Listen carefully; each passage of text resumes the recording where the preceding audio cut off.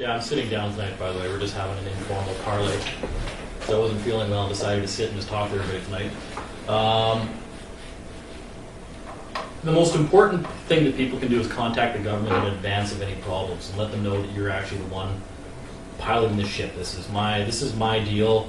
This is my vessel, the whole 9 yards. We were just talking about this off camera, and obviously if you want to contact the government with any kind of an agreement, you're going to want to contact the head of the legal department. Every corporation has one. With a province, it's the Attorney General. See, that's where people should have been sending their NUI cores, their understandings of intent, whatever they're going to send, a fee schedule. It goes to the Attorney General because he's head of the law department. He's the minister responsible for all the other lawyers that work for the province. So he'd be the top guy to contact. And then we got off topic on that as well again about how at the top of your document you're going to want to put on there certain things like every word in this document can be found in Black's Law Dictionary, because those are the meanings of the terms that I'm using. So when I'm dealing with you people, I'm only using the terms, the definitions of the words that are in Black's Law Dictionary. If you guys don't like that, then you're welcome to get back to me and say, no, we use the definitions of the words that are in the Interpretation Act of Canada. You say, well, no, I'm sorry, I have to go by that. That's your act. I guess there's no agreement here. We sounds like we just really should be doing business with one another. So fuck you. Don't do business with me. And that's great. And that's where we got into the topic just a few minutes ago about it's great if the government doesn't want to do business with you no more. Because what I just said a few minutes ago was we can always go do other things. I can go grow food. I can go work. I can do all the things I normally do without interference from them. Government is the one that is fucked without us. They're just a bunch of assholes in suits in a building that don't produce anything. They require us to contract with them to make money, to gain a livelihood, to do anything. And they're all just agents of the banks anyways, right? So all these people that produce nothing but paperwork, they need us. We don't need them. That's the position of strength we come in commerce. Because we'll just go do something else and still be productive. And they're still doing nothing productive. And we'll see how long they can eat paper. So that's what I mentioned, because I got one accomplice on the other side of the country here, and he's real big on the Bible stuff, and that's why I know that's where the story of Abel and Cain comes in, where as soon as the ground wouldn't produce for Cain any longer, first thing he did is went and built a city, so he could get the rest of us suckers to do all his work for him. Right? That's exactly what's going on. Period. So, and actually on that, one of the things I realized last time, or even recently after seeing a lot of the comments online, is that I can draw as many things as I want on the board and try to address specific things. But people really they're still not understanding what's going on. I think I had one question online there that somebody was like, you guys have it pretty good in Canada and this and that. I don't see what point you're trying to make. And it's like, what point? Because I'm being beaten less than that guy, I should be thankful for what I've got kind of idea. And I was like, well, no. And so it kind of led me to believe that maybe people just don't really understand what our motivation is, and even a lot of the people here and that watch the stuff online, they don't know what their own motivation for doing something is. You won't do anything unless you want something out of what you're doing. The end result, what is it you're going to be striving to do, right? A lot of us just want to be left alone, right? Obviously, we still want things like health care. I want to know when I go to the hospital I can get stitched up because, obviously I've required those services in the past. Very, very, very minor government services. Roads, but we pay for those with gasoline taxes. So really the question comes down, what do you want out of all this? But that's a question everybody asks themselves, by the way, too. Is what's the end result of where you want to go? Do you want to be just somebody who lives in a house out in an acreage with solar panels and you just don't look at other human beings? No, that's not my goal. Yeah, it is for a few people. Or just the life we all have in a city right now, just without the controls of government. And people don't understand that, you can give a human being everything they need. You can give them food, you can give them air, everything they need to actually just to live. But the less control somebody has over their own life, that's what makes people act out. It's like the experiments they used to do with mice, when they put mice in cages and they give them everything the mouse needs. But the ability, every time they took the ability of the mouse to control anything that was going on in its environment away, that's when it became angry and struck out, even though it's obviously it's getting all the food it needs, it's not going to die, right? And then, that's kind of what's happening to us right now. Is the government saying, oh, hey, no, you don't have to worry about anything. We'll always make sure you got a roof over your head, even if it's just a tent down at the shelter, and you'll always get some food, some gruel from our stoves. And all you got to do is work and give us all your money. And then the odd time they lift up the mouse cage and they just poke you for no reason. That's the cops doing that. They just open it up and say, oh, look at that little fucking thing. Just give you a couple of pokes and throw you in jail, right? It's not enough just to be alive. So my short answer to one of the responses I got online is, what do you hope to gain out of this? It's not enough just to be alive. So I don't want to be just a food-consuming device that has no control over my own life, period. So that's my motivation. Everybody else can figure out what theirs is. Nobody's reading.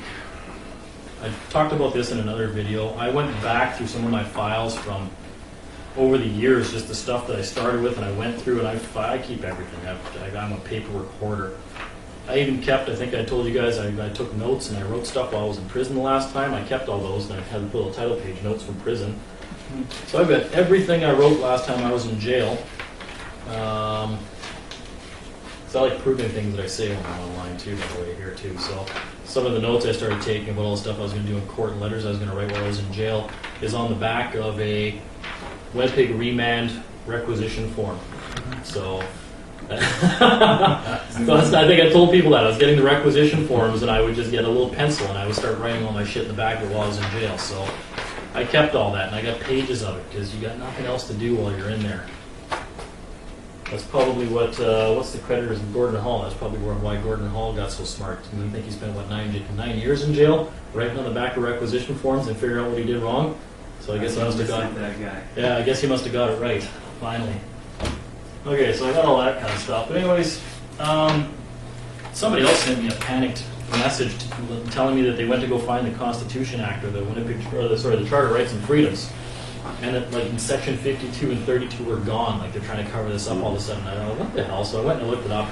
I got my copy from years and years and years ago that I printed up. And I went and looked it up. The one on Canley, just okay. They're still the same. They can't change the Charter of Rights and Freedoms to try to hide stuff. Section 32 and section 52 are there for everybody to read. I've brought these up before in previous videos. I looked at one copy online. Yeah. Those sections are missing. Okay, that's interesting. Did you go to Canley? Somebody said that those sections are missing. Site. Okay, well, anyways, the copy that I've got under section 32 says this charter applies to the Parliament and Government of Canada in respect of all matters within the authority of Parliament, including all matters related to the Yukon Territory and Northwest Territories, and to the legislature and government of each province in respect of all matters within the authority of the legislature of each province. Okay, well, that's not rocket science. It says this charter applies to anything that the government's got authority over, which is their own business. Okay? Well, that was section 32. Then we skip real quick. By the way, the Charter of Rights and Freedoms ends at 32. And there's a reason for that. Because it's part of a bigger act called the Constitution Act. This is for Canada, for all you people out there. The Constitution Act was actually passed in the UK. It was called the Canada Act. And section 52, where it goes on, if you have the full act, goes on to say the Constitution of Canada is the supreme law of Canada, and any law that is inconsistent with the provisions of the Constitution is, to the extent of the inconsistency, of no force or effect. Okay, so what that tells you, this is the supreme law, period. And the supreme law, period, just told you in section 32 that it only applies to government. So you don't really need to go much beyond this act right here. Download a copy and read it. It's 9 minutes of an episode of Friends. If you've watched an episode of Friends and you haven't read the Constitution Act, don't ever message me online bitching about anything. It's right here. Read it. Because I think one of the rants we got here that I read just before class actually was somebody saying that it went off on a deluge of things about, I don't even know what. And they're quoting all sorts of parts of acts and everything. That's great. Somebody's actually read through this stuff. But the point they should have got was that none of this stuff applies to us. Right? An act only applies to you if you contracted with the government through that act. And nothing in the Criminal Code of Canada applies if it doesn't have an act to give it force and effect in the first place. So that's what a little reading will tell you. So beyond that, I just want to spend time reading a couple of things that I know I've brought up in past classes here. Things like, well, I've said before, and this is one of the premises for saying, well, you know, can you prove I perform the function of government, and why this argument is so important? Because you go to a little thing called the Canada Evidence Act, right? And unless you've read this, you should not be going to court as well, period. It's called the Canada Evidence Act. What is evidence? That's kind of important if someone's bringing a charge against you and you want to play in their game. So you read through the Evidence Act, and most of it's nonsense and just common sense. If you're an employee of a corporation, that's a good guideline. But then you go into the definitions section here, section 12, and you look up the word business. And I think I've touched on this before. So the government of Canada obviously has authority over its own business, or over, they just say just business, period, right? Oh, it has, over commerce. We got jurisdiction over commerce, right? Well, in business, it's the same thing. So it's their business. The definition of business in their own act, look it up, Canada Evidence Act, definition of business. It's really easy to find. None of the stuff's hidden. Business means any business, profession, trade, calling, manufacture, or undertaking of any kind carried on in Canada or elsewhere, whether for profit or otherwise, including any activity or operation carried out on or performed in Canada or elsewhere by any government, by any department, by blah, blah, blah, blah, blah, blah, blah, goes on. And then it finishes off in an interesting way. It finishes by saying performing a function of government. So that's their definition of business. So anything that they have authority over, anything that they're conducting business as, is something performing a function of government, and that's just right in their own act. That was the Interpretation Act? No, this is the Canada Evidence Act. Okay. The Interpretation Act is another one altogether, and I've got that here because years ago I went through and I read through every single one of their acts. I read everything. I read them over again. I read the Criminal Code 3 times. And it was then that I realized that it's irrelevant. It's nonsense. Even if it is the laws my adversaries are using, they're not my adversary. I don't want to fight them. I may want to do business with them in certain capacities, and I may not want to do business with them, right? But it's pointless to learn all their shit, because it's just that. It's their shit. And it even says in their own acts, it's their own shit. Period. It only applies to you if you decide to perform a function of government, to contract with them, to be paid, to receive remuneration for doing a service of government. And that means if there was a gravel company out there called Canada, and they had this wonderful little charter and all these laws and a criminal code of Canada for that gravel company, for all the employees that work there, and you just owned your own truck and you were out on the highways one day and they pulled you over, okay, well, unless you're hauling gravel for them, none of their shit applies to you. Period. But if you've got Canada Gravel Company on the side of your truck and you're hauling a load for them and you're breaching one of their mandates of their corporation, then you're going to summary convictions court. The problem is the government has spent a lot of years, a lot of money on a bullshit education. Sorry, schooling. It's not an education, it's schooling. Fish school, you're all taught the same way, to think the same way, swim the same way, everything the same way, and to be as dumb as humanly possible. We've been led to believe that everything that's commerce is the government. Like, we can't even conduct commerce without the government involved in our lives, and that's just horseshit. So, the Interpretation Act, there's so many things in the Interpretation Act, and again, if people haven't read this, if you want to know what Canada is even, well, it's in the Interpretation Act. It's very simple. In fact, there's one line under general definitions for Canada, for greater clarity, for greater certainty, includes the internal waters of Canada and the territorial sea of Canada. There's even old maps that still exist for Canada where it's just got the highlighted areas of some of the internal waterways and the territorial seas. That is all Canada is. It's not a landmass. It's not a country.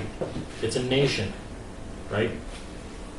It's it right here in their own definition. So when people say, "Oh, that just means it includes," like as in on top of all the land, well, then just go look up the definition of the word "includes" in Black's Law Dictionary. It'll tell you the word "includes" is an exclusionary term, right? The inclusion of one is the exclusion of all others. It's like me saying the basket contains apples of the green variety. It means the basket only has green apples. Period. Anything that follows includes is all that is in there. Period. Would that also mean, sorry, I don't mean to talk out of range, would that also mean that the basket itself was made out of green apples, or? I have no idea. The question was, does that mean the basket itself is made out of green apples? I'm going to say no. I'm going to say that that Canada's the basket and the apples are what. Okay. If that makes It's sense. the body corporate. Sure, let's call it that. There you go. The body corporate is the basket. That actually is a body that contains something, is it not? By definition. So definitions are fun. People should read them and learn them. So just, go through the Interpretation Act. There's all sorts of fun things in here. If you really want to go into Caesar's court, into the summary convictions, especially without knowing what you're doing, I know people are getting really fired up online, like, oh, fuck yeah, man. I'm going to go into that court and I'm going to hand them their asses. You're not. Okay, that's the scam. You're not going to hand them their asses in their own courts. They may shy away from you and decide not to be as public about what they're doing. You're not going to hand them their own asses. That's you're best just staying out of there altogether, and that's the only way to win that game is to stay out of it. And if that takes a little reading to understand how and why you can stay out of it, then that's great. I mean, I even found one of my own. I was going to do my own notice of understanding and intent and claim of right kind of thing back in the day, and shit, I got like this big thing ready years ago, and that was when I read through it, and I'm like, this is kind of stupid. How do I contact them and ask them what they're claiming I can't do? And that's where that theory came from. So, I don't know. There's also, you know what, another thing people should learn is like maxims of law. Instead of me just up here on a board trying to teach people things, just download the maxims of law and read them. They're in Bouvier's Law Dictionary. Read the maxims of law. Do you know where the origins of the maxims of law come from? Like They're another one of those things that I think the actual definition of the maxims of law they're well-established facts. They're just facts that are so old and well-established that you just don't even need to write them anymore. They're like self-evident truths, is what a maxim of law is. Except they're not universally applicable. I wouldn't say they're universally applicable, no, but if you decide that that applies to you, and somebody else believes that it doesn't, well, I guess you don't have agreement. Well, in particular, I'm thinking That's of great. the old one, he who does not deny admits. Yeah. That works for merchants having a dispute, Yeah, it's merchant law. but it's not really. Yeah, and that's great though, natural because law. no, it's not natural law, but sorry, that was the question. Is that like he who does not deny admits would probably only apply in merchant law, and that's correct, and that's great because that's all government is, right? They're operating in merchant law, period. So that's why I say when you contact government and you start sending in these fee schedules and these notices and they don't reply at all, that's great. They're just agreeing with you, right? Well, that's perfect. If the government agrees with you, now when they try to charge you in summary convictions court and you just send the Crown a copy of your agreement you already have with the Attorney General, says, no, you guys already agreed with me that this doesn't apply. Well, what case do they have now, right? And then when that Crown doesn't reply to you, he's now agreed as well. So then you send all of that down to the courts building, and if they're giving you hassle down at the courts building, and you walk up to the window and they're saying, no, you can't put that in the court file, which is horseshit because that's the only place affidavits do go is in the court file. You ask them some questions about, like, well, is this not a public building? Is this not a public courthouse? Is that not a public court file? Are you not a public servant? Your job is not to tell me what does not go in a court file. Your job is to put what I'm giving you into a court file. If that doesn't work, then we got to get into some of the administrative remedies later on. Today was just kind of going to be my chat day because I just felt like sitting down and going over some very rough principles here that people seem to still be missing. So anyways, maxims of law. There's plenty of them online you can download. This is one of the first ones I printed up years ago, I think. It's 15 pages. It's got about every maxim of law in the most simple form you can possibly find. I went through and highlighted a bunch back in the day, ones I thought were really nice, like no one can give what he does not own, ignorance of the law excuses no one. I went through here and I just highlighted a bunch of ones that I liked, right? And so I would start including those at the top of some of my fee schedules and stuff like that I would send off to the government. Here's a great one, consent in contracts. Well, if this is all contract law, every single one of these maxims would be a good one to know. The one I've got highlighted is the contract makes the law. Law is contract, period, because there's only two forms of law. We've covered that. There's man-made law and there's God's law. Man-made law is merchant law. It's any law. It's if you and I come to an agreement right now about anything, that's law between us, between the parties. So the contract makes the law between the parties. If I'm not a party to a contract, that doesn't apply to me. That's the basis for the free man movement as far as I'm concerned. What is that? 5 words, and that sums up everything we're trying to do out here. So when the Crown's taking you to summary convictions court, and you're waiting until the day of court to go in there, and you're going to hand these guys their asses by telling them that you show me the contract. Well, no, it doesn't really contact the Crown in advance. And I love it when people now go, and I tell everybody to do this, go to the first hearing and get your full disclosure, because in there is all the evidence you need to go after them. All the police reports, everything that they wrote down about you, them confessing that they pulled you over on the highway and beat you, and whatever they did to you, they confessed to everything in the full disclosure. That is great. Thank you. You'll be hearing from me in the next couple of weeks. Oh, well, how about a hearing date in 3-4 weeks? I'm sure that sounds good, but no, you'll probably get a letter from me in a couple of days. That's when you send in the demand to provide a contract. What contract were you enforcing at the time I was pulled over and detained and beaten and my human rights were violated? Well, they don't reply. When they don't reply, what do they just admit? They must not have a contract. Right? And what is the law? Well, the contract makes the law. Exactly. So, there you go. Put that right at the top of your letter when you're contacting the Crown. The contract makes the law. Right? Put little quotation marks around it and put legal maxim beside that. I don't care. Get creative. Just contact these guys in advance and do stuff like this and read. These are maxims of law. It's 15 pages. Again, there's the other 7 minutes of an episode of Friends. Download it and read it. Right? In one episode of Friends, you could dismantle the entire Canadian law system. So how many people have watched 100 episodes of Friends out there and then bitch that their rights got violated when they went to court? So it's kind of annoying stuff, and I just don't mind speaking my mind about that. How about commercial maxims? Commercial maxims? Well, actually, interestingly enough, there are they're actually called maxims of equity, and those you can download as well. I think a lot of these kind of mix back and forth. I mean, obviously that maxim of law was very relevant to merchant law, but there is maxims of equity as well. And the reason you're going to want to know maxims of equity is because that's where your recourse is. So if you start contacting people with legal documents you're drafting yourselves, and you start quoting maxims of equity in there about who has equitable claim to something for what reason, that's going to have some standing now, especially when you start going into civil court. I'm going to stop calling it Queen's Bench because we got people from all over the world that have different court systems that are watching some of this stuff now. Civil court. Anywhere where you enforce a contract is civil court. Wherever you sue somebody, wherever one real injured party is suing another injured party, that's the court you want to take them to. And I don't care if it's Australia or the United Kingdom or Canada, the United States, just sue the government, just sue them. Right? We're having some interesting results with that. So I'm not going to get into a lot of that yet, but I will again state for the record, unequivocally, the government never replies to these. Never.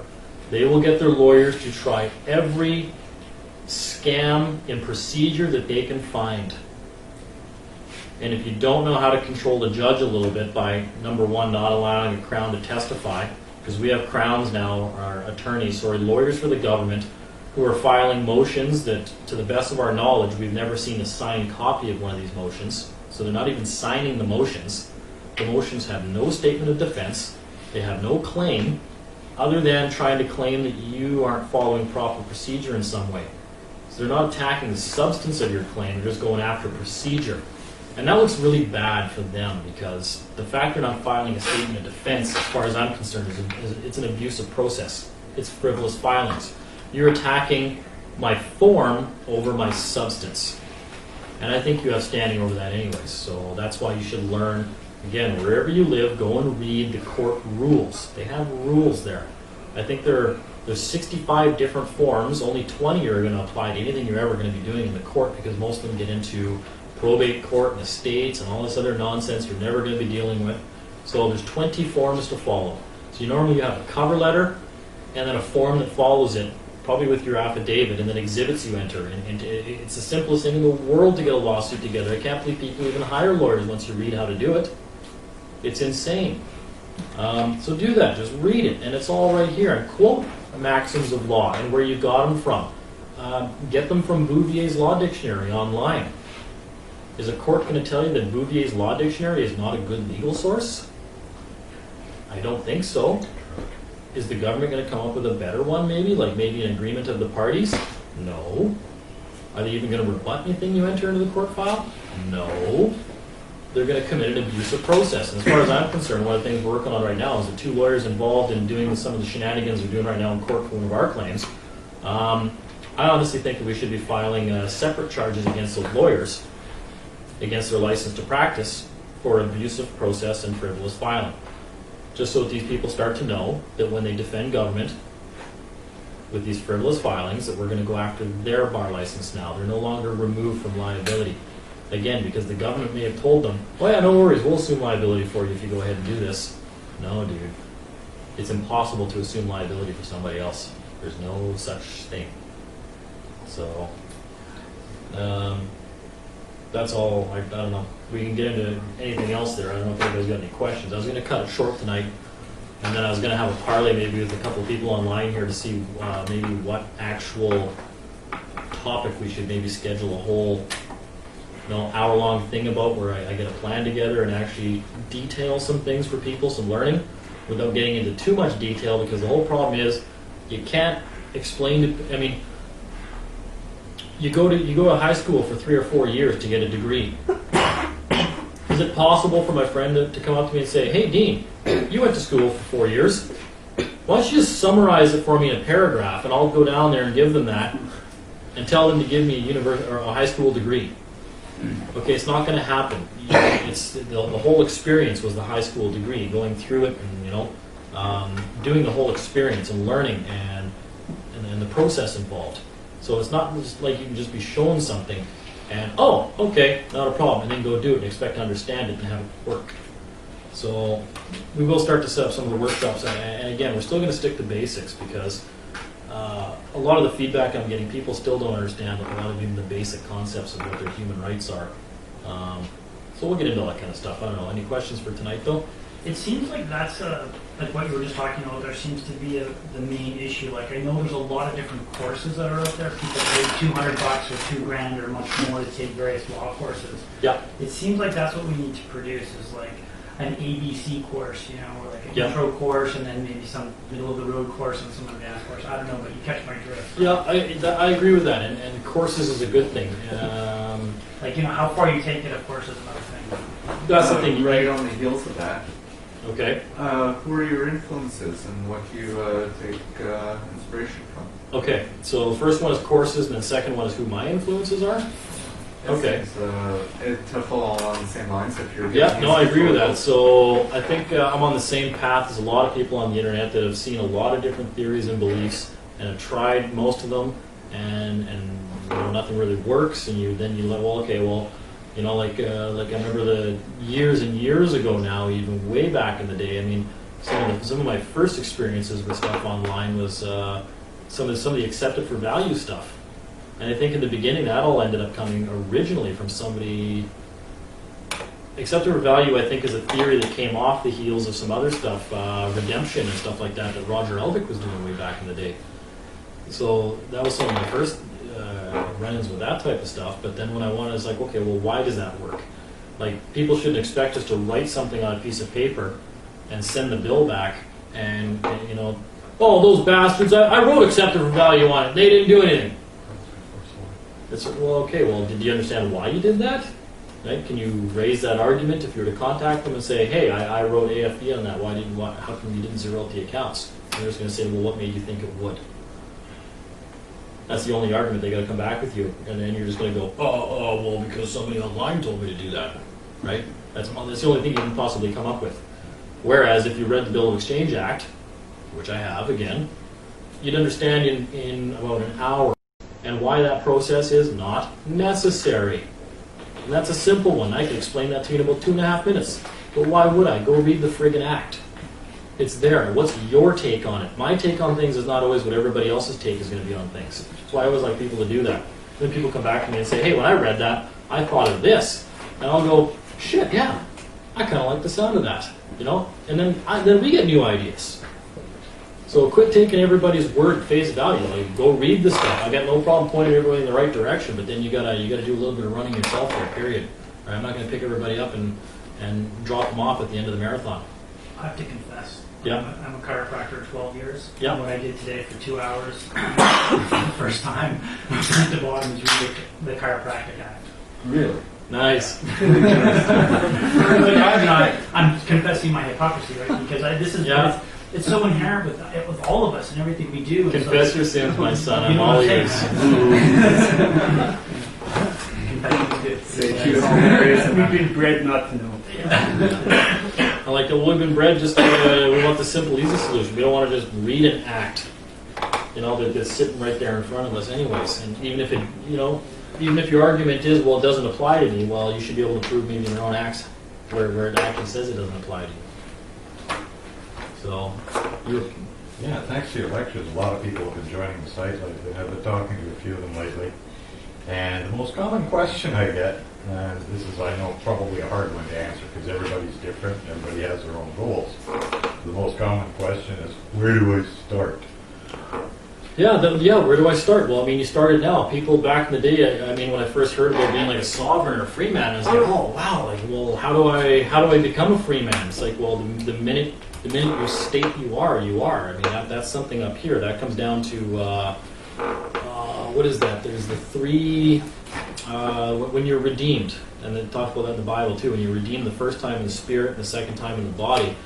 And I gotta say, it's actually, that's something I just recently these are all just my own theories I came up with, and I think about it when I went back 10 years ago, when my spiritual awakening happened, and you'll know when it happens, because you get like this kind of, I call them epiphanies, you get like this euphoric feeling where you just go, holy shit, I don't believe it.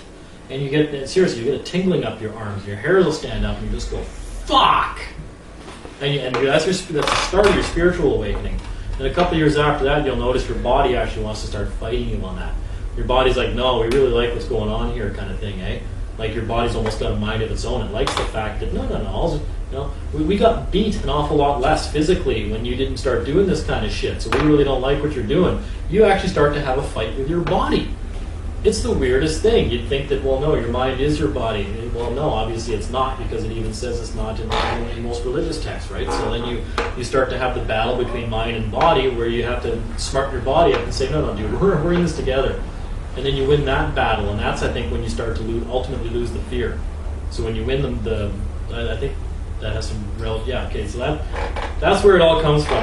We'll get back to that point. That's your path.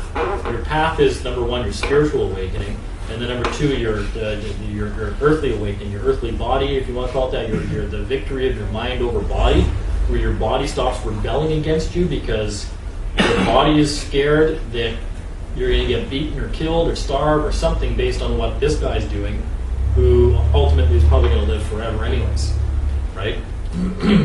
So I guess if that's a weird and cryptic way of putting it, but your path starts the minute you got that seed in your brain. That's why I love that movie Inception, right? As soon as that seed is there, you know you're on the path of being a sovereign or free man. A sovereign or free man is whatever you say you are. It's not like, okay, here's this definition of sovereign. I just did that today. Okay, that's good. It's like when you find your courage.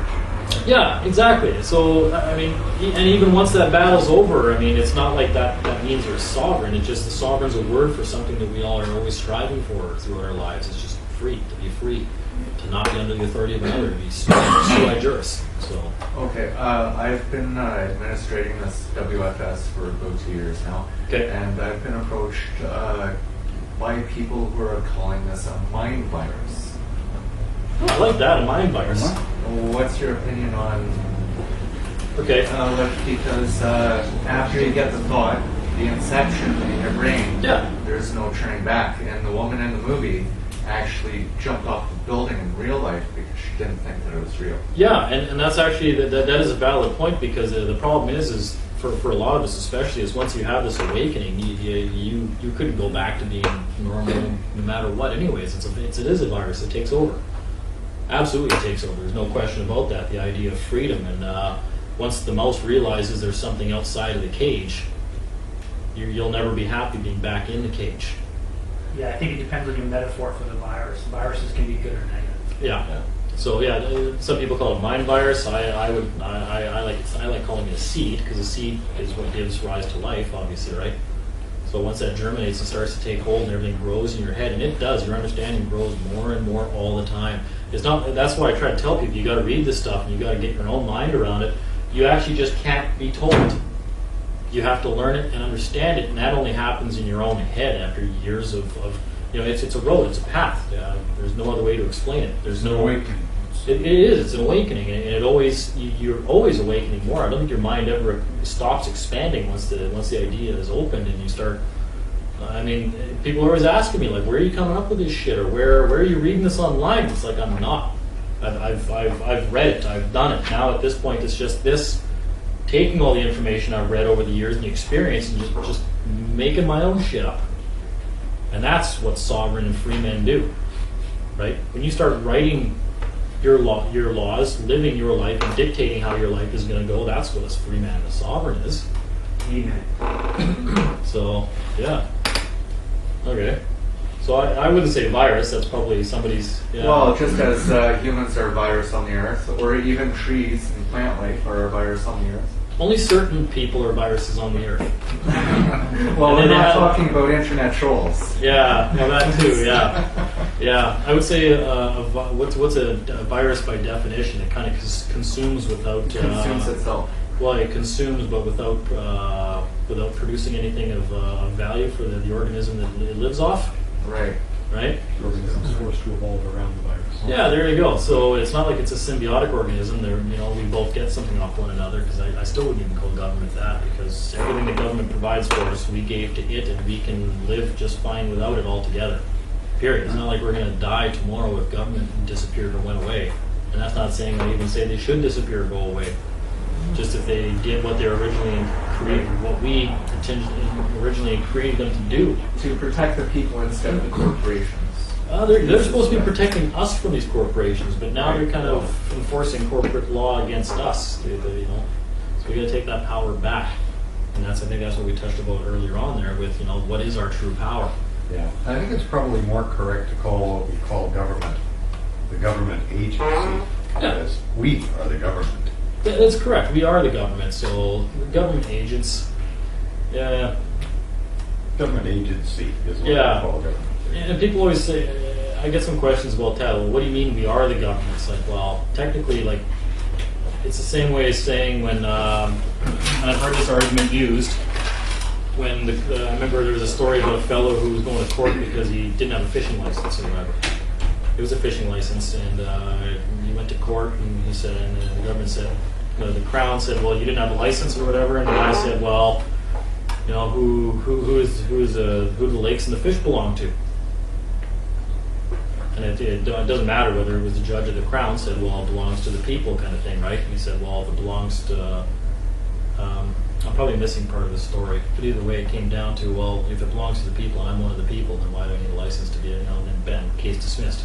This is a simple argument, very simple argument, and it's completely correct because, well, it belongs to the government. And then he said, well, who's the government? Is the government not the people? And I said, well, yes, of course the government's the people. So that was the end of that court case. And it's the same idea.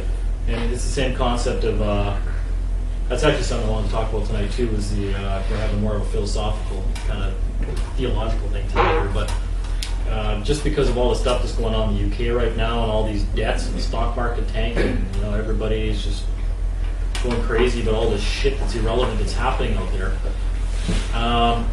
All these debts and austerity, and the U.S. government is spending trillions, and they owe trillions upon trillions. The Canadian government's in debt $2 trillion, and the province of Manitoba is in debt $17.8 billion, literally $17.87 something billion. I hope to add a few to that. Every nation on this planet is in debt, all these trillions of dollars. Okay, except two. So who the fuck do they owe it all to? Is there like this creditor country out there? Like even China owes money to people. Right? But who is it? Iceland and... Iran and North Korea are the only ones. Yeah. That's right, and they don't bill us anymore. Yeah, and I think up until recently it would have been Lebanon as well. So either way, if all these countries are in all this massive debt, how could they be? Who's it owed to? It's all about the IMF and the IMF. It's all owed to the people. Yes. Yes. The debt forgive my share. The debt is canceled. Because we owe it to ourselves. The debt's all owed to us. And Iceland has done it. There you go. Iceland went through it and took that exactly. So that's what I mean. So if the government's trying to say to you, well, you have to pay all these taxes and pay all this money to the government because the government owes all this money. Well, here's a simple argument that I haven't heard anybody ever make, and I haven't had a chance to make it yet. And I made a kind of argument like that just on something else I'm doing that I won't get into right now. But you could just easily say, well, I'll tell you what, if you have to collect money off me so that the government has money so it can afford to pay off all these debts that are owed to the people, and I'm one of the people, how about I just forgive all the debts you owe me instead? Here, I'll sign a liability waiver. Send a liability waiver into the government. You don't owe me any money anymore. So quit fucking asking me for anything. Quit collecting from me to pay me. But I actually wouldn't do that. I like the fact they owe me money. Yeah, it's nice to be a creditor. Yeah, it's that you're a creditor. I think it's even better to say, well, you're not getting the money to pay me from me. So you better get a fucking tool belt. Or get a dishcloth. You're going to be working a long fucking time to pay this one off. Right? Take that position with them. Make that argument in court, though. Say, well, if you're collecting taxes off me to pay off this debt that's owed to the people, and I'm one of the people, then is that even lawful to collect, to get me to pay a debt you owe to me? Well, no, of course that's not even lawful. Are they going to make that argument? You're probably never going to court again, ever, with Revenue Canada. If you just said that. How simple was that? Yeah. It's simple. It's simple. Do I have to walk into? We were just talking about that before class 2 about like all the ecclesiastical deed tolls and the 3 alleged levels of jurisdiction of the court when you walk in there. Am I seriously going to make any of these arguments in court when the judge comes back after the 3rd time? Am I actually going to accuse the judge of being an agent of Satan, coming back in their 3rd capacity kind of thing? And no, like seriously, you're going off for a psych evaluation at that point. But these are all simple arguments that once you understand, I mean, like I say, I could answer everybody's questions in the world, well, if I had enough time. But you can come up with your own answers when you read this stuff. And that's all you have to do is ask yourself simple questions like, well, if every government owes money, who do they owe it to? The only answer could be the people. But that's all that's left. We're the ones that they're actually generating all the money, the money from. So if they owe money, it's to us. Right? So once you come to that conclusion, it's like, well then, how is it legal or lawful for them to collect money off me to pay that debt? Then they're just collecting off of me to pay me and taking a cut for doing it. Well, that's the biggest fucking scam the world's ever known. So guess what? Maybe that should be in the form of an affidavit and put in your court file against CRA. Have them rebut that one. I'd love to see it. If somebody does that and they get a reply, I would love to see that one.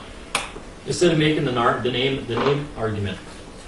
Sorry, my throat's a little sore. I wasn't feeling well today, so I'm just making sounds that sound like words, but they're not.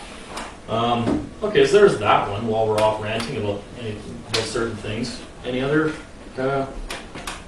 questions? Anybody else like a common theme that seems to be coming up online that people are confused about? People are overjoyed with your videos. They're like, I've never heard somebody explain it so well. Yeah. What's your opinion on the reason for the mind virus being that people don't want their government to go to war with other countries for nefarious reasons? Like if we need oil. So basket includes why that process works. Okay, so is this a very good reason for following the free-man oh, movement? absolutely. Okay, so the question was, if the camera pick it up, is the free man movement, or is one of a good reason for the free man movement the fact that we don't want our governments walking into foreign nations and murdering countless millions of people for no reason, just to steal their resources? Yeah. Okay. Yeah. That's one good reason. One good reason. Hundreds of thousands of tons or hundreds of millions of tons of depleted uranium being thrown around the fucking world. What is it? The birth defect rate now in like Fallujah and places like that in Iraq is what, like 50? They told people to stop having kids because they're all so mutated. That's going to be our legacy because we couldn't stand up and tell our own government to go fuck itself? Are you kidding me? No, not my name, dude. Seriously. Even if I did have a problem with these people, I wouldn't be doing shit like that. If I have a problem with somebody, I'll go fight them myself. I'm not going to send my government in somewhere to murder millions of people and murder billions more in birth defects and fucking shitty things to come for the next 100 million years. Well, free men don't need to be handled or moderated or mediated between We don't. their adversaries. That actually, it's actually comical. Not comical. It seems to be, Joe get a kick out of this. It seems to be the way that things go. I was just about to start talking about something. I want to talk about something tonight, and that was the topic that brought it up. Which is great. So where was I going with that? Yeah, from a philosophical standpoint, we all have to live here. Grievances aside, any problems we have with other nations, the whole 9 yards, we all have to live here. And our governments are really, really fucking this planet up for not even generations to come. Like kind of like world killing kind of stuff. Like the Fukushima shit, where you got thousands of times the radiation coming out of that thing that ever came out of Chernobyl. They've done nothing about it. All they did was take it out off the internet and stop talking about it on the news. Yeah, they try not to talk. Thanks, government. You guys really are fucking handy, aren't you? We got one of the biggest natural disasters that has ever happened on this planet, and hopefully ever does. And it takes a back seat to what happened on the Dow Jones Industrial Average yesterday. Or Amy Winehouse. Yeah, like stuff, just stupid fucking crap that no one actually cares about when there's radiation pouring down on everybody right now. Do everybody see that video of that guy in Banff? He was taking those radiation readings in Banff, Canada, and they were off the fucking chart.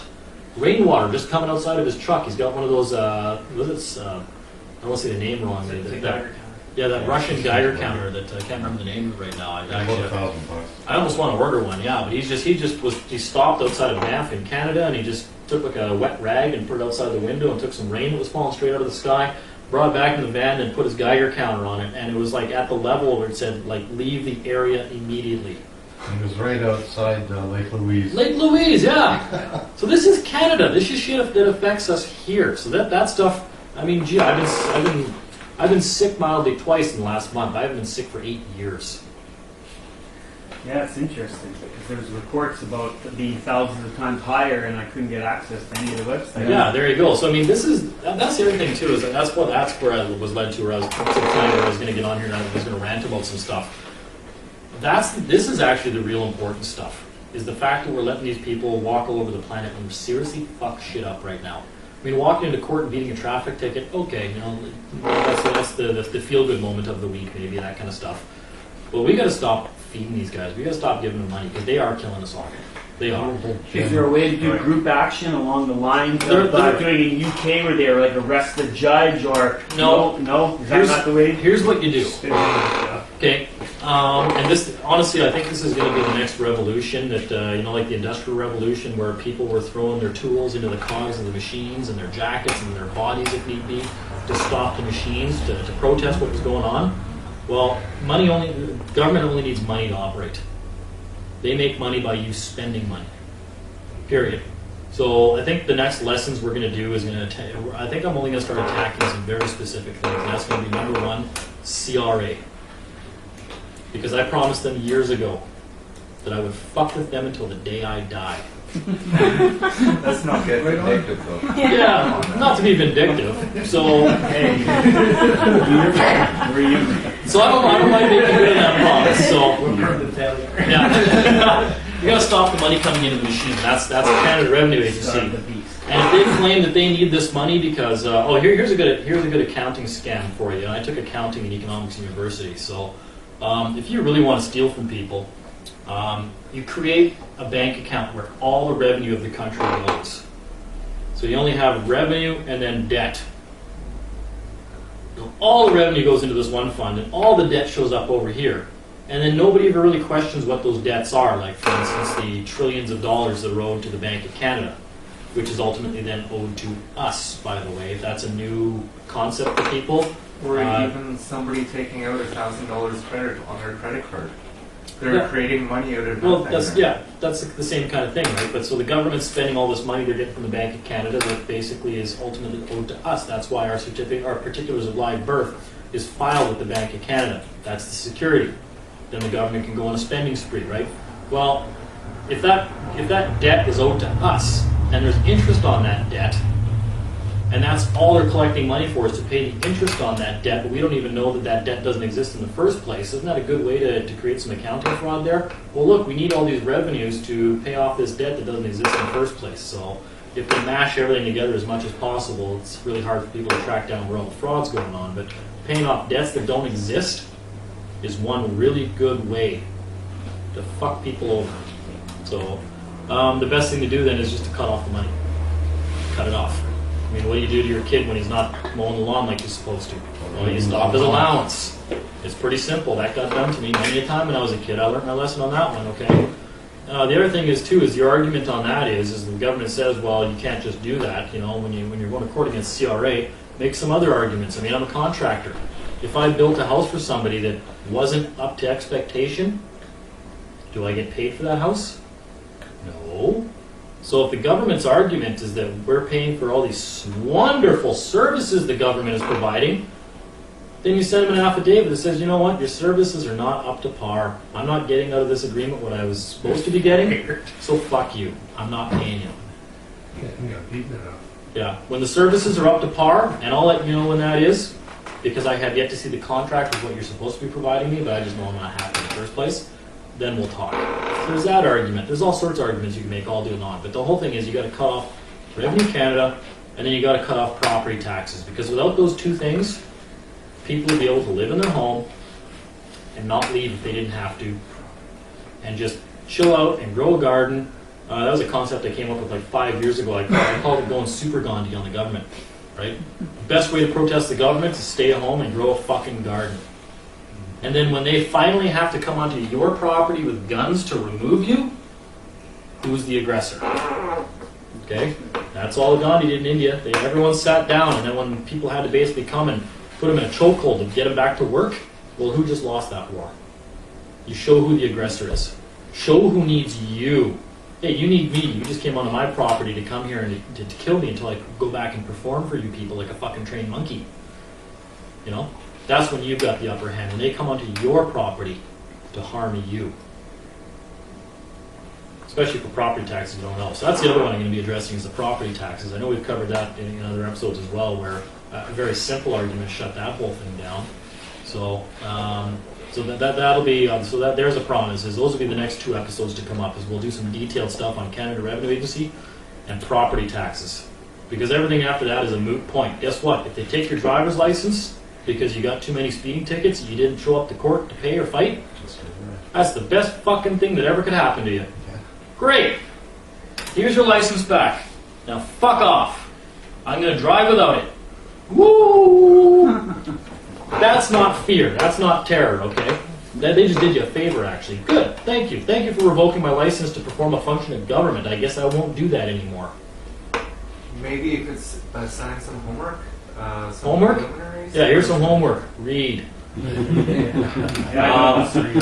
just gave everybody about 5 different things they could read. I didn't even bring up this one. This is the Canadian Bill of Rights. And again, the only reason I don't like bringing up acts is because they're acts. They don't technically apply to us.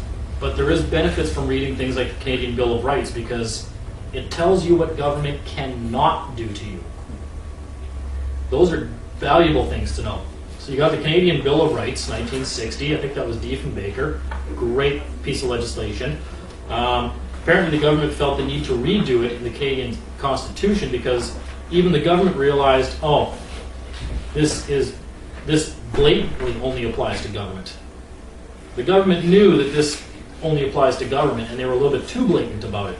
So you can thank Diefenbaker for that, even though I promised way back in the day that I was going to find Diefenbaker's grave and thank him for the Avro Arrow project. But he's redeemed himself with the Bill of Rights, so it's okay, I forgive you. Start with that one. Read the Constitution Act and read the whole thing. Don't stop with just the Charter and Rights and Freedoms. Read the whole thing. The Charter and Rights and Freedoms stops at 32. And 32 is the one that tells you, and I read this earlier already, I got it highlighted in here. Right? I keep these all for quick reference for myself. So it tells you who the Charter applies to. And obviously a lot of people can make, people send me arguments all the time, oh, well that doesn't mean it doesn't apply to you. Well, I think it does. And anybody that understands English does. And if somebody out there reads this and that's not what they understand from reading that, then I don't care. Get back to work because you got a lot of fucking debt to pay off. Okay? Enjoy. Because I don't care and I don't want to hear your argument to the contrary. Maxims of law. Wherever you can find them, read them. Bouvier's has great ones. Even Black's Law Dictionary has great maxims of law. The original Latin, I would love to learn to speak Latin. I might not be capable of it by now. My brain's probably so entrenched in English. I know. And read them. Bouvier's is great. Black's Law, whatever. Just download the maxims and read them. Print them up. Highlight the ones you like. And start putting those into your documents. When I file a commercial claim against the government, I have one whole legal page. My cover page is nothing but legal maxims. These are the laws that govern me and my contracts. One whole page of the ones that I went through and I liked and just went, oh, okay, added to all my documents. So this is not rocket science. Everybody can read a 15-page document. I don't even know where I got this one. All it is 15 pages where it lists all sorts of different maxims of law, right? Go in and, again, go to Bouvier's Law Dictionary, read them, print them, do whatever you want, read them. They're easy to understand because maxims of law, I mean, one of the maxims of law, period, is that laws have to be short and concise, to the point. The shorter, the better, the more profound, the more force and effect it has. We covered that in one of the previous lessons, right? The shorter a sentence is, the more rock solid it is, the less that there is open to interpretation. That was the one where I talked about I am. There's not much left for interpretation there, right? You can expand on that, but that leaves pretty much everything that could apply to, I won't get into that. How many maxims do you have listed there? Oh geez, I don't even think they're numbered. There's got to be at least 100, 150. There's a lot of maxims of law, and again, all maxims of law are self-evident facts, period. They're just self-evident. They're so well-established principles that you don't even need to write them down. They don't need to be in law books, even though they are. Obviously, they're right there. So they're like all sorts of little gems. Okay, expressions and words. I mean, the meaning of words is the spirit of the law. Somebody actually brought that up with me the other day. They're like, "Oh, what about the context of words and laws?" So, well, absolutely, that applies. That's why. Well, here's another beauty. That leads me to something else before we even finish that thought. If a law, quotation marks, a statute, whatever you want to call it, an act, if it does not have a preamble, then it's not a real act or law or anything. What do you mean by preamble? A preamble is the blurb above it that says what the meaning or intent of everything to follow is about. What is the meaning? Why was this law even made? It has to have a meaning. There has to be a reason why the law was even made. And if that's not there? If there isn't one, then there's no... How could there be a law without a meaning or intent behind it? Yeah, intent is everything. Intent is everything in law. Period. In the Chiropractic Act, the definition, the preamble, there was no preamble in what I read today. Yeah. There was just definitions and then a long-winded, which really surprised me actually when I actually read the thing. Yeah. It's 97% regulation of like what happens if you're a chiropractor who gets out of line. Yeah, because it's just basically, yeah. But there's no philosophy of the profession. There's no spirituality. There's none of these things there. So somebody had a complaint against you. How could you possibly dissect a part of that law, the chiropractic law? I guess that didn't show up on camera. Joe was talking about his chiropractor's license, the chiropractor. Sorry, maybe I should. And that can be edited out. Citizen Kane brought up the question about the chiropractic whatever act or something. Okay, so if a complaint was made against an individual based on that act, and you had to go and address the part of the complaint, and you had to say, well, we have to see what the spirit of this act was in the first place. What was the meaning behind it to see if this was actually violated? Because the intent of what I did, and your intent and everything, if there is no intent to the law, you cannot dissect it. There's no way to possibly make a judgment on your actions. So if there's no preamble, it has no force and effect at all. Income Tax Act has no preamble. Of course it doesn't. Where are you getting that? I mean, I totally appreciate what you just said. Yeah, there's an actual source for that. Yeah, did you figure that out over time, or did you I figured that out over time, and there actually is a source for that. Yeah, Right. I think I read that. And man, if I could recall all that information on command, yeah, it's like a friend of mine who told me one time that they said, and I know who that is, and he knows who it is. And he used to tell me, yeah, he goes, you know, when you go to court and they tell you to swear on the Bible and to give the whole truth, the truth, the whole truth, and nothing but the truth. And his response to that was, if I could do that, I'd be in that book, not swearing on it. Right? It's another one of those. So that was one of my favorite ones I've heard recently. Okay, so another one is the Interpretation Act. And I brought that up in other lectures, whatever you want to call it, about how actually, if you want to call this a preamble to some Canadian laws, you could almost take it that way, because they call this the Interpretation Act. This is how to interpret some of their laws. So that's kind of along the lines of intent. And the Interpretation Act is where they redefine terms. So common English terms that we think mean one thing mean something a little bit different according to this Interpretation Act, right? So it's like their own little dictionary in some of the definitions. So whatever word you read in an act, well, sometimes we redefined in this. If not, then you go to a Canadian law dictionary. That used to be the basis for all our arguments until we realized I just don't give a shit about any of their acts at all, because I have to contract with an act to have any force or effect over me, right? We all have a driver's license, and based on that license, they charge us under the Highway Traffic Act. The license binds you to that. Every application you make is going to be to apply for an act of government that they're going to then claim grants them jurisdiction over you. Okay, so that's the Interpretation Act. Read that. The other big one is the Canada Evidence Act. What is evidence? Might come in handy if you're going to court. Call me crazy. I think that's it. Other than that, I've just got another copy of the Constitution Act here. And then Section 52. I think 52 is a big one, personally, because where it says that this is the supreme law of Canada, this is it. This is the supreme law. And if anything's inconsistent with this, it has no force and effect whatsoever. And this, it starts off, the start of the Constitution Act, the Charter of Rights and Freedoms, basically tells you what government can't do to you. And then 52 says it's the supreme law.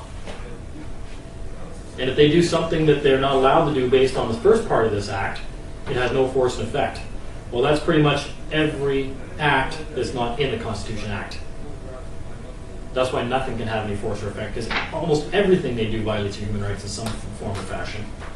I think extorting money out of you to pay a debt that's owed to you is pretty much a violation of your human rights.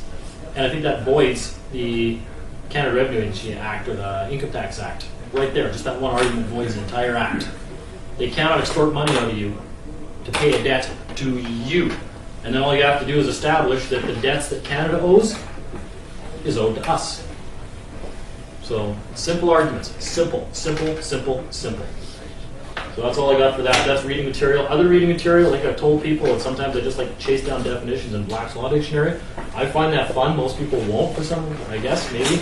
Maybe I need to get out more, I don't know. Where do you get your Black's Law Dictionary? I get it from my shelf right there where it says Black's Law Dictionary 5th edition. For giggles, I went to the Winnipeg Public Library about 9 months ago. Yeah. And I requested several copies, and they're still on.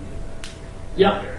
Yeah, There's only one that they let out, and it's a 1998 edition. Yeah. And all the other ones can only be looked at in-house if they're there. Yeah, go to Lysecki Books on what's it? Osborne. Yeah, it's already Osborne there. Go to Lysecki Books, put your name in there when they get a copy in. I don't care if it's at edition 1 through 9. So they like to change definitions. People think there's a big conspiracy with the changing of the definitions. I don't really think that there is. It doesn't matter. Yeah. Just as a note, when I worked at the airport, we had to know that the Aeronautics Act. Okay. And the way we understood it was that the Aeronautics Act supersedes all acts. Well, Section 52 of this pretty much disproves that. It says that this is the supreme law of Canada, period. Unless somewhere in the Aeronautics Act it actually says this supersedes the Constitution Act, then and it's great that somebody told you that. The reason why it was said is because it's such a vital piece of infrastructure.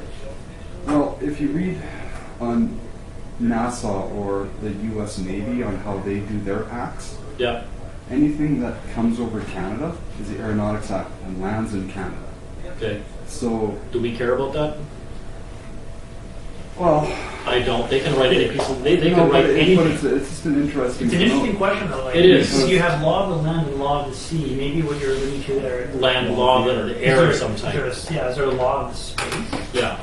That's what kind of got me when I was doing my job. Just when I looked at my criteria, yeah, what I was, the job I was performing. Yeah, I could see national airspace being something very important, especially for government.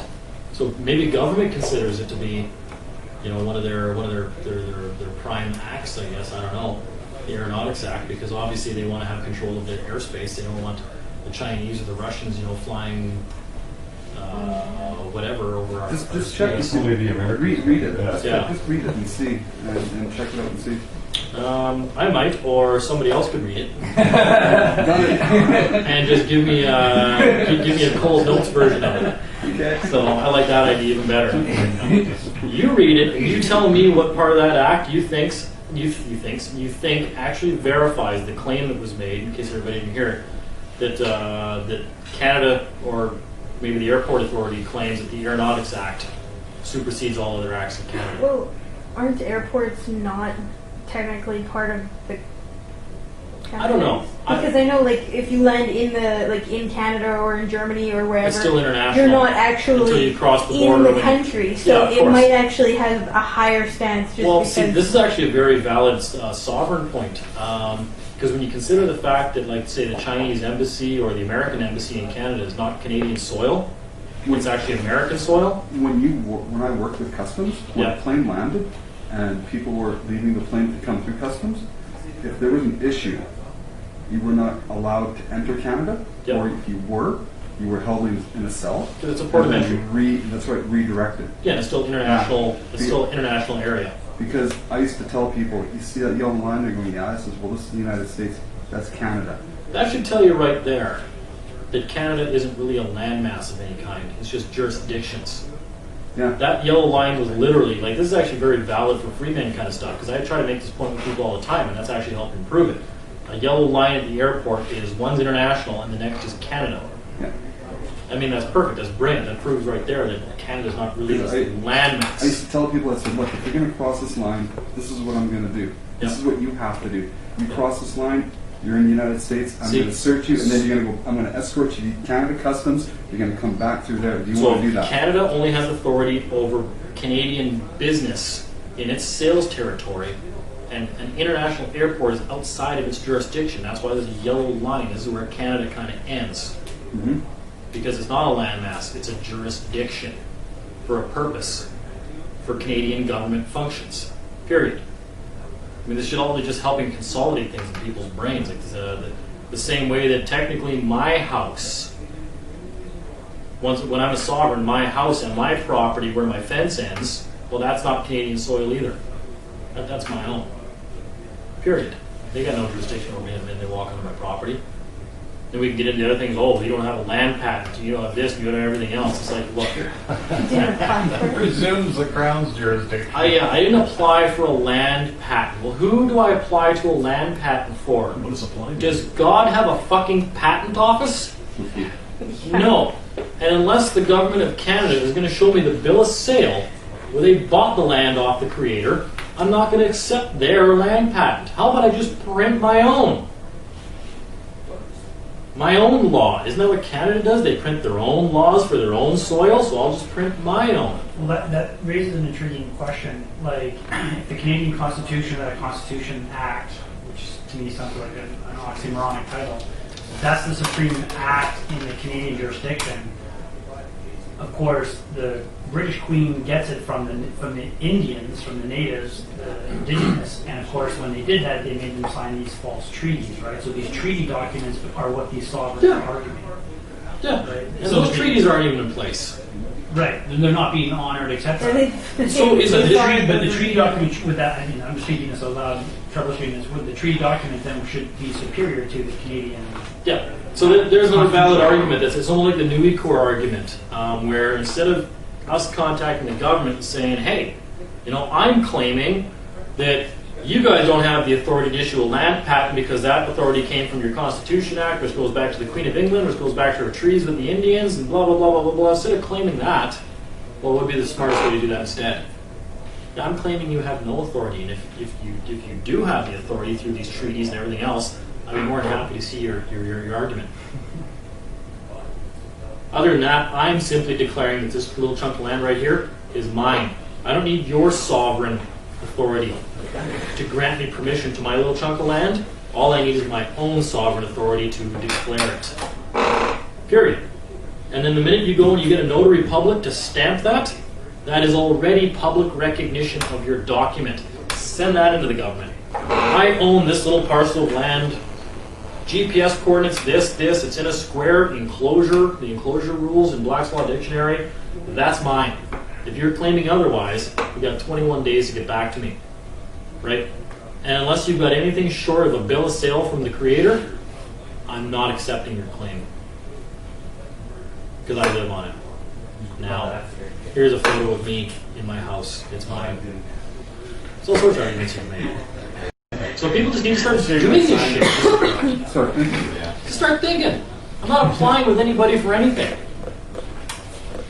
I'll make declarations about things. Well, you don't want anyone to confuse you to be more. Oh, I got this really wonderful document that I haven't done anything with yet that was going to go after the Queen. I started developing about a year ago, and it's actually like on 14 by 21 inch paper. I had it printed at like the UPS store, and it's actually like a declaration, and it's got all these points in it. It's really nice. I still got some work to it. There's a reason I was going to send it off, but it was more so just for shits and giggles.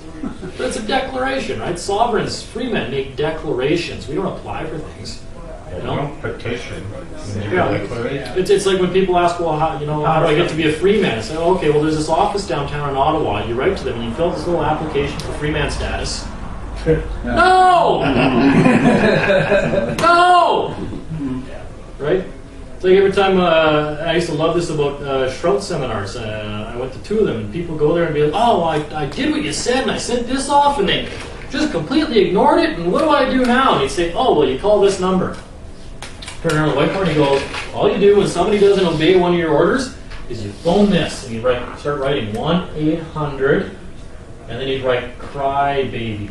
And all these people have their pens out, and they start writing this phone number down, and then you get to the crybaby part, they're just like, you fucker, you got me, That's it, that's it. People just want to whine about things. If somebody's not obeying you, or they're not, you got a commercial lien, and no one's, and it's not going anywhere, it's because you haven't initiated anything with it. You haven't gone and done something yet to go and collect on that as a sovereign, because as a sovereign, you can go to an international banker, and you can do the same things the government does, period. Why? Because we're the ones that created this entire system.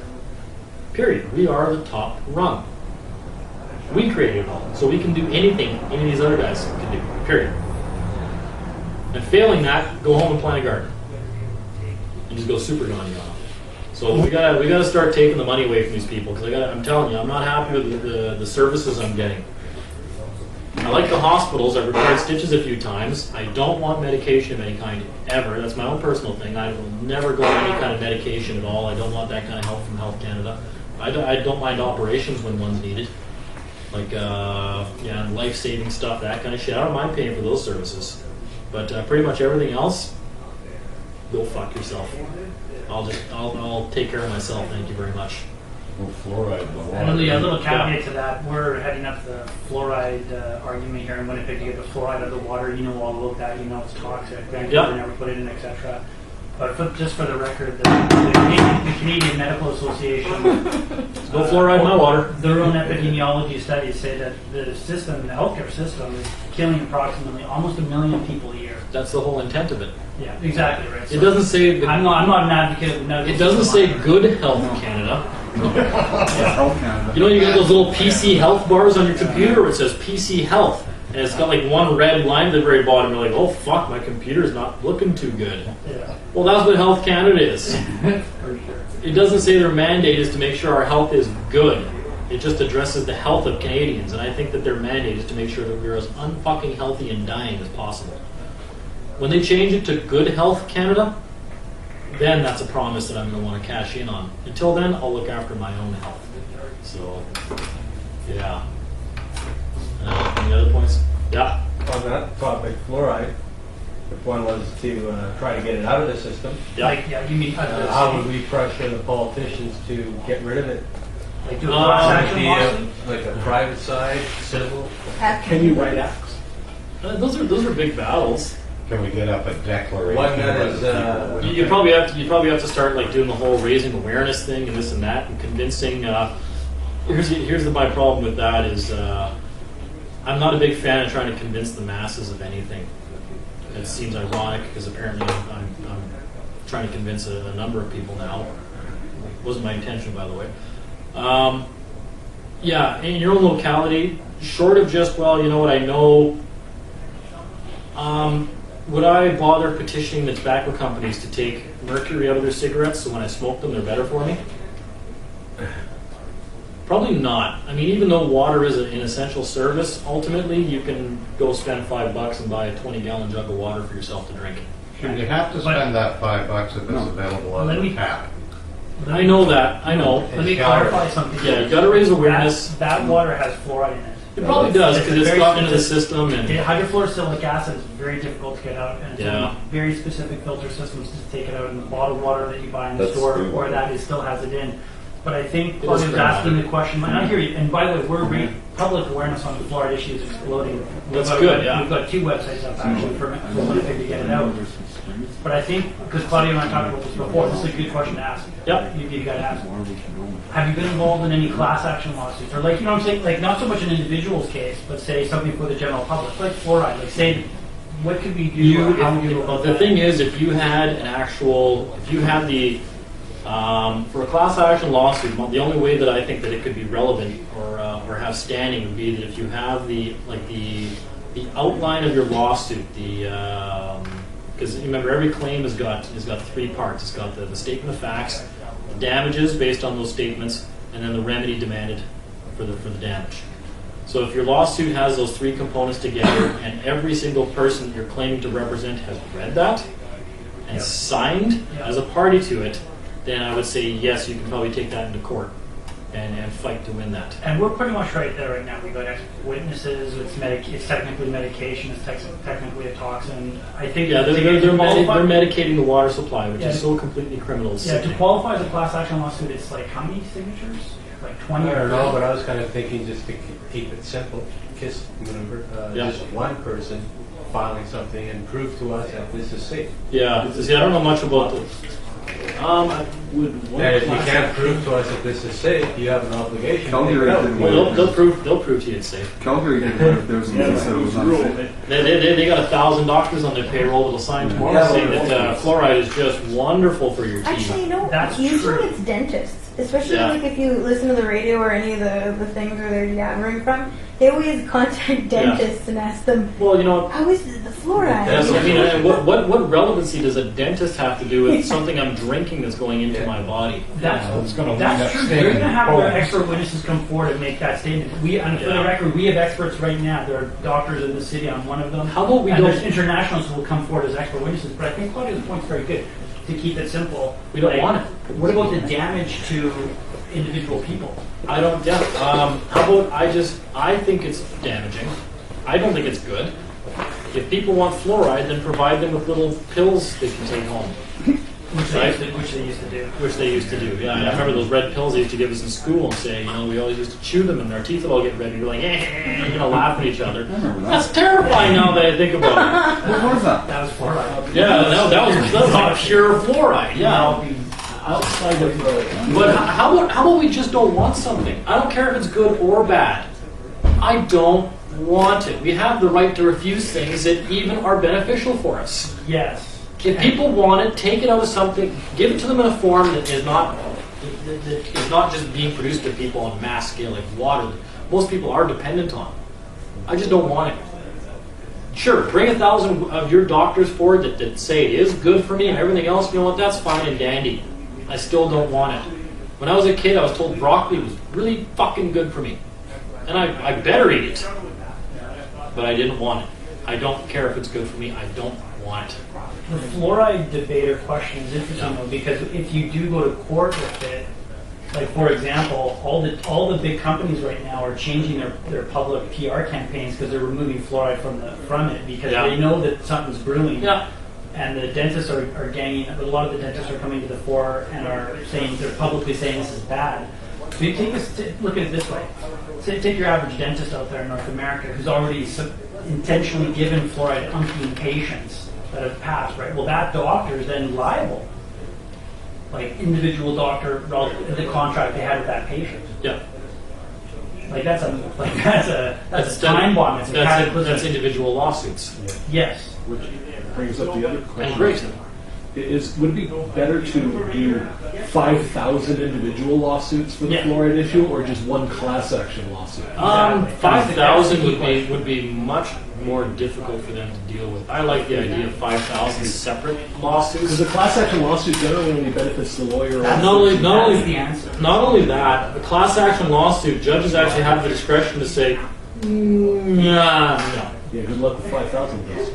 Right? And there was actually just something like that happened actually. The judge threw out that Walmart class action lawsuit where something like what 1.8 million people were suing Walmart for something. The judge just went, no, I really don't believe these people all have a common grievance with Walmart. Probably by a lawyer who is...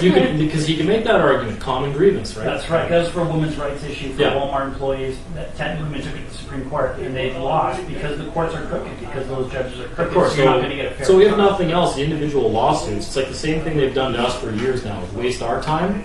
Well, 5,000 individual lawsuits takes up a lot of their resources as well. Great, do it. And here's another argument I'd love to see people start making when they go down to the courthouse and they start to file these lawsuits, and I've told a few people about this, is when they try to charge you the $240 to file a lawsuit. Yeah, number one, you say, well, excuse me, is there something I can sign to sign up for a program to have that waived? Because I'm sorry, I don't have any money. And it's my understanding this is a publicly funded courthouse. So if this is publicly funded, then I shouldn't have to pay for this. And if I can't afford it, are you denying me access to justice because I'm poor? Did you do that? I haven't done that yet. I haven't had a need to do that. But do it. I'm poor. Are you denying me access to justice? Isn't that the reason it's supposed to be publicly funded? Is so even the poor have a right to justice? Well, now you don't have a $240 fee anymore either. So now we're not wasting our money going after these fuckers anymore. And that's one of the keys. So I hope you like that, my thoughts on that. Yeah, very much. That's all they are. Yeah, it does, because it helps to clarify, because we've been searching for different strategies. I wouldn't do the class action suit. I just don't, I think that it leaves too many holes. That they can just say, well, I really don't believe you guys' grievance is common, or I don't think that some of the people on this actually understood what was in this lawsuit. Just because you read it doesn't mean you understand it. If you don't understand it, then you have no claim. It's like just sign this and you can get some. Read this, say you understood it, and you'll get some money out of this lawsuit at the end, right? That's one of the holes that brings into a class action lawsuit. You were going to ask something. Another course of action we're contemplating was sending in a motion and sending a copy of that motion to the insurance carrier. A motion of that that were going to file a lawsuit against the city or for the Don't send them a notice. Or a legal notice. Yeah. And send a copy of that notice to the insurance carrier that insures the city's water system. Yeah, send them a notice of damage. You people have been poisoning me my entire life. And the reason for You that would stunted be, my IQ. Look at me. Look at the way I'm talking. That's proof. Like that's not a bad joke. Seriously. would have been for the insurance company not to insure them in the future. Hey, we feel there's going to be a liability in the future if you don't do what these people are telling you to do. That's probably not going to scare them. Insurance companies don't care. Right? You know, the best way to go into one of those lawsuits is to do it yourself and represent yourself. I was in 3 of them. Of course. Hundreds of millions. I got nothing. The Yeah. lawyers got millions of dollars. Of course you have to represent yourself. If you subrogate, if you subrogate your rights to somebody else to enforce, then you no longer have any rights. I wish I would do that. And I'd love to meet the lawyer that could do a better job of defending my rights than me. So, I don't know, we probably don't even need to tape anything more tonight, so No. that was my promise though, that we'll get on here real quick then though, is that, well, that's what we're going to concentrate on, I think, maybe next time. We'll give our battle plans away here to my adversaries to come and shoot me before we film videos. So we're gonna teach people how to not file income taxes anymore, to not pay them, or to get them back if they had paid them. No promises, just what you can do about it. You're only going to collect or make things work on your ability or your resolve to see it through. And if you're not willing to, then just pay them. And property taxes. That's two big ones. But because New Zealand is 16 hours.